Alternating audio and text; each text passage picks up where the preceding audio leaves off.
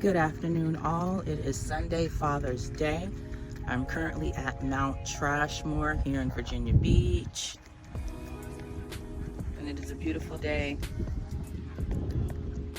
Nice and sunny. Praise God for this day that He woke us up this morning, that we could see another day just so that we can give Him thanks for waking us up. I want to send a special shout out to all the fathers today.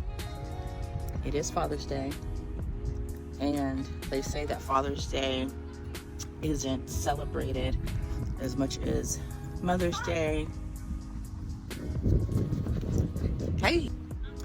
Back in 2018, I had to deploy, and unfortunately, I had about 4 people lined up that said they would watch my son, and unfortunately, they weren't able to. At the time, I was disgruntled and irritated, but as the years have passed, I now understand why things had to happen the way they were. And looking back, it just makes me love and appreciate God even more, because unfortunate things happen, but oftentimes there is a deeper reason behind. And if you develop a relationship with God, the Most High, those things will be eventually revealed if you keep a close relationship and a deep appreciation for what He has done in your life and the things that He's also removed from your life. There are so many bees. I was doing good at first. So anyways, I had to deploy in 2018. So anyways, all of those people had dropped out and weren't able to watch my son. And one of my old co-workers just happened to call me. And if you guys know me, if you know me, you know that I don't call people because I'm not a phone talker kind of person. I'd rather FaceTime you or see you in person, you know? So I usually don't make phone calls. People usually call me. But if I haven't heard from you in a while, I'll call and I'll check up on you anyways. She just happens to call me in the midst of all of this. And I think I had about 2.5 weeks left to deploy, and I hadn't found anybody to watch my son. And if any of you have ever deployed or dealt with a military member, you know that is one of the most stressful things, because number one, you cannot go to your command and say, hey, I don't have anybody to watch my son, because our sole purpose for joining the military is to be medically ready to deploy and also trained up, and all of your personal affairs have to be in order before you deploy. So if I were to go to them and say I don't have anybody to watch my son, that would look extremely bad on me, and that would be a really bad mark on my career. So honestly, that was just not an option at the time. So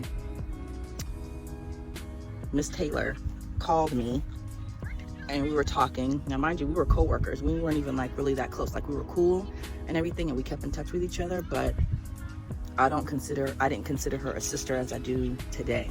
But she called me, and I was just kind of venting, and I hadn't really thought about her because her and her husband are both active duty military at this time, and they both have 2 kids, so she wasn't even an option in my mind. But she's asking me what's going on. We're just catching up, just regularly, casually talking, you know what I'm saying? I'm not dry begging or anything like that. I'm just kind of talking about what's going on with me in the situation and everything. And she goes, girl, send him to me. And I said, what? She was like, yeah, send him to me. I was like, are you for real? And she's like, yeah. She goes, I told you before, you know, you're a single mom. If you ever had to deploy or anything like that, I'll watch him. And I was like, are you for real? Because, you know, 4 other people had dropped out. So at this point, I'm thinking she's full of shit. I said, well, what about Zach? And she said, girl, he's fine. I said, are you sure? She was like, yes, send him to me. And I went and dropped him off at Zach's parents' house in Tennessee. They were there for the 4th of July weekend, and oh my God. Guess what? What? Is it Zach? Anyways, Zach's family welcomed me and Bishop into their home. Just some of the sweetest, most pleasant people. I dropped my baby off, cried halfway back to Maryland, or no, Virginia, and they kept my son for over 6 months. When I got back from my deployment 6 months later, my grandfather passed away the day I landed back on United States soil. So I had to go to Connecticut to show him respects, because that man was so influential in my life. And I wouldn't have made it to the funeral if I had gone to Florida, where they were actually stationed, to pick my son up and then come back. So they allowed me the extra few days to pay respects to my grandfather and then come and pick him up. And you know, it may seem trivial to most, like, oh, they watch your kids for 6 months, no big deal.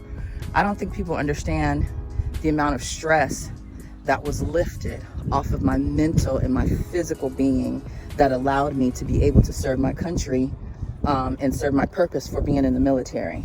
And because of that, I'm just, I'll be forever grateful and indebted to the Taylors, and especially Zach, for treating my son like one of his own while he was in the care. They took excellent care of my son. You know, I got him back in one piece. He didn't have no bruises. He, you know what I'm saying? He was smarter than he was before I left him.